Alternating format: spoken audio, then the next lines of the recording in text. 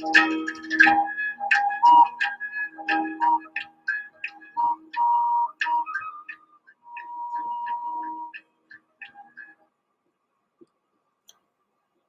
बहुत धन्यवाद। सचेतन के विचार के सत्र में हम आप सभी का बहुत ही स्वागत करते हैं, हार्दिक अभिनंदन करते हैं। विचार तो पंचतंत्र की कथा से ही है, लेकिन आज हम सिर्फ विचार के बारे में बात करेंगे, इसमें कोई कथा नहीं जोड़ेंगे।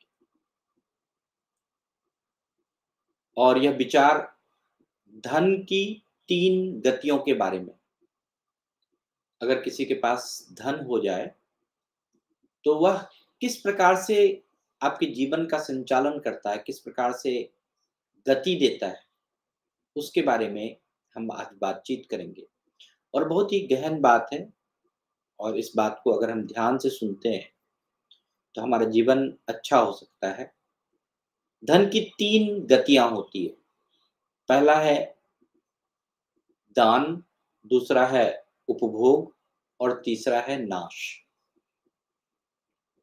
मैं आपको एक उदाहरण के तौर पे समझाना चाहता हूँ कि तालाब का पानी बाहर निकालने से ही उस तालाब की रक्षा हो सकती है। उसी तरह से पैदा किए हुए जो धन है, उसका दान देने से ही उसकी रक्षा हो सकती है। यह विचार बहुत ही सुंदर है और गहरे अर्थ को दर्शाता है। यह कहावत दर्शाती है कि जिस तरह से तालाब का पानी अगर बाहर नहीं निकाला जाए तो वह सड़ जाता है, और उसी तरह से अगर धन का उपयोग सही ढंग से नहीं किया जाए और दान नहीं दिया जाए तो वह अपनी अच्छाई खो सकता है। और यह विचार दान की महत्ता और अपने समाज के योगदान के महत्व को बल देता है। धन को या तो दे देना चाहिए या उसका उपभोग करना चाहिए, उसे संचित नहीं करना चाहिए। आप देखे होंगे कि जो शहद है, मधुमक्खियां उसको इकट्ठा करती है, अक्सर उस शहद को कोई और चुरा ले जाता है। तो दान, उपभोग और नाश, ये 3 धन की गतियां होती है। जो दान नहीं देता या उपभोग नहीं करता, उसके धन का नाश हो जाता है। बिल्कुल सही कहा है। इस कथन में धन के 3 मुख्य उपयोग का वर्णन किया गया है। जो 3 उपयोग है, दान, उपभोग और नाश। यह विचार यह दर्शाता है कि धन का प्रयोग सिर्फ स्वयं के लिए नहीं करना चाहिए, बल्कि समाज के कल्याण के लिए भी किया जा सकता है। दान करना धन का एक सकारात्मक और निस्वार्थ उपयोग है, जिससे कि दूसरे की मदद होती है। उपभोग से क्या होता है कि व्यक्ति अपनी और अपने परिवार की जरूरत को पूरा करता है। और नाश का अर्थ है, यहाँ पर नाश का आशय है वह खर्च जो बिना किसी उत्पादक या बिना किसी परिणाम या बिना किसी अच्छे आउटपुट का होता है। इस प्रकार से यह विचार हमें धन के संतुलन और जिम्मेदारी से उपयोग करने को प्रेरित करता है। एक बुद्धिमान व्यक्ति को यह जानकर धन इकट्ठा नहीं करना चाहिए से दुख हो। जैसे आप देखे होंगे कि गर्मी अगर हो रही हो, तो गर्मी अगर हो रही है तो क्या करते हैं कि हम आग तापते हैं कि नहीं? हम गर्मी में आग तापना उचित नहीं है। जैसे आप और भी देखिए कि हवा पीने से कोई भी सांप जो है वह कमजोर नहीं होता है। बहुत सारे सांप, जंगल के जो हाथी हैं, आप उसके बारे में सोचिएगा तो आपको वहां पर भी बहुत अच्छा एक सोच दिखाई पड़ेगा कि अगर घास सूख जाए और सूखा हुआ घास भी अगर जंगल का हाथी खाता है तो उसको बल मिल जाता है, वो बलवान हो जाता है। तो इस प्रकार से अगर हम देखें, बहुत सारे ऋषि मुनि आप देखे होंगे कंदराओं में रहकर फल मूल खाते हैं जंगल में।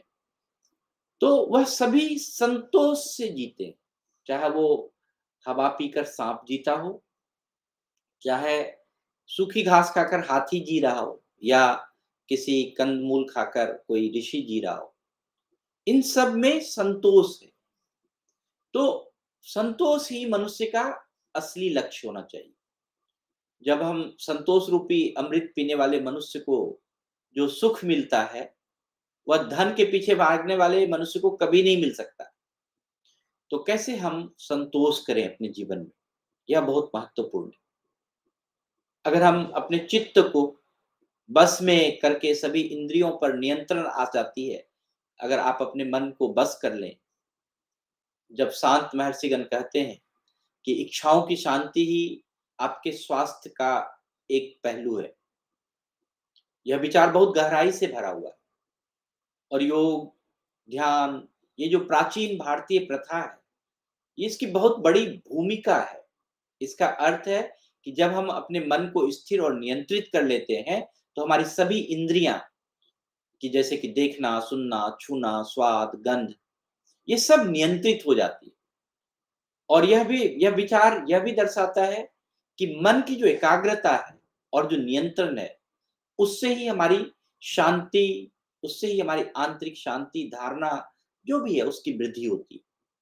इस प्रकार से विचार न केवल व्यक्तिगत विकास के लिए जरूरी है, बल्कि हम समग्र स्वास्थ्य और कल्याण के लिए भी महत्वपूर्ण है। यहाँ हमें यह समझने में मदद करता है कि किस प्रकार से हमारा मन हमारे जीवन के सभी पहलुओं पर प्रकाश डालता है। मनुष्य धन के लिए क्या-क्या नहीं करता है। वह निंदनीय से निंदनीय कार्य करता है। वो जिसकी स्तुति न करने वाली हो, उसकी भी स्तुति करता है। हम पीछे भागे जाते हैं। आप देखे होंगे कि धर्म के नाम पर भी धन की जो इच्छा है, उसे शुभ नहीं कहा जाता है। कीचड़ से दूर रहना ही बेहतर है।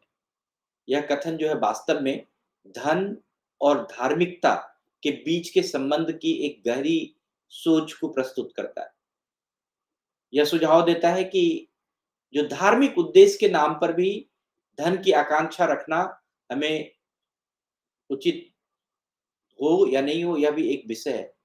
इस विचार को समझने में ऐसे का सोचिए कि धर्म और नैतिकता का जो पथ है, अगर उस व्यक्ति अगर उस पथ पर चलता है, धर्म और नैतिकता के पथ पर, तो व्यक्ति को स्वार्थ और लालच से दूर अपने आप होना पड़ता है और अपने आप हो जाता है। अगर आप धार्मिक और नैतिकता के पथ पे चलेंगे, तो आपका स्वार्थ और लालच अपने आप आपसे दूर भागता जाएगा।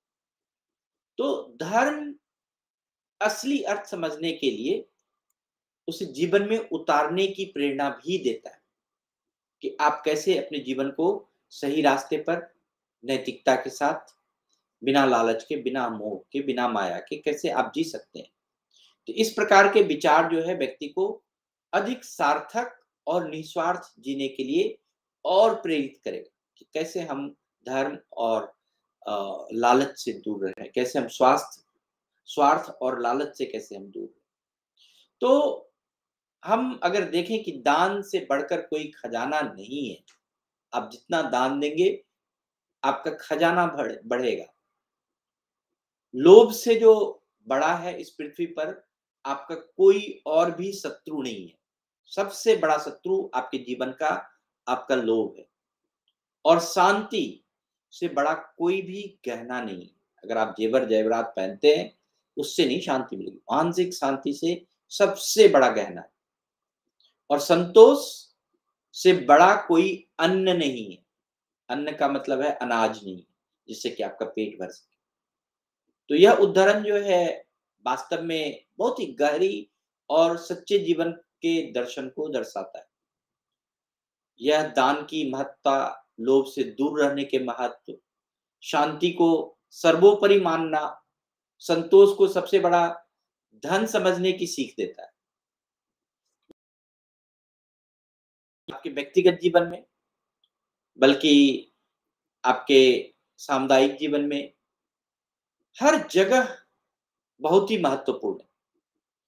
हर संदर्भ में आपको एक बहुत ही अच्छा सीख देगा।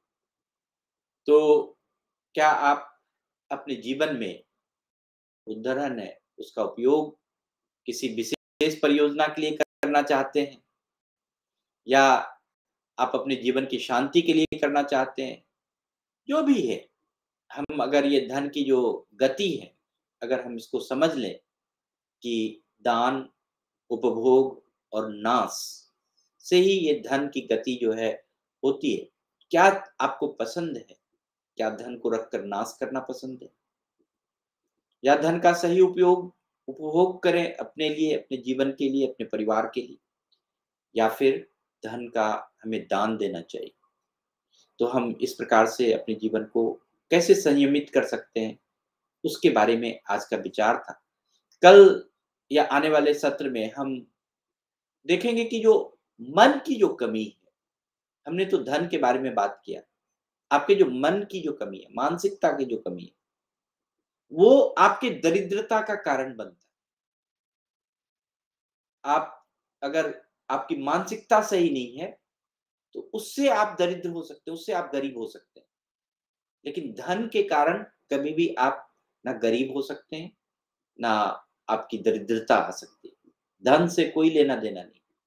आपकी गरीबी को, आपके प्रॉब्लम को धन से कुछ नहीं लेना देना। आपके मन की दरिद्रता ही आपके जो है, आपके ऊपर आपको उठाता है, आपको गिराता है। जैसे गेंद को उछालते हैं आप और गेंद फिर गिर जाता है। तो वही जो एक मन का जो उतार-चढ़ाव है, उसके बारे में हम लोग बातचीत करेंगे।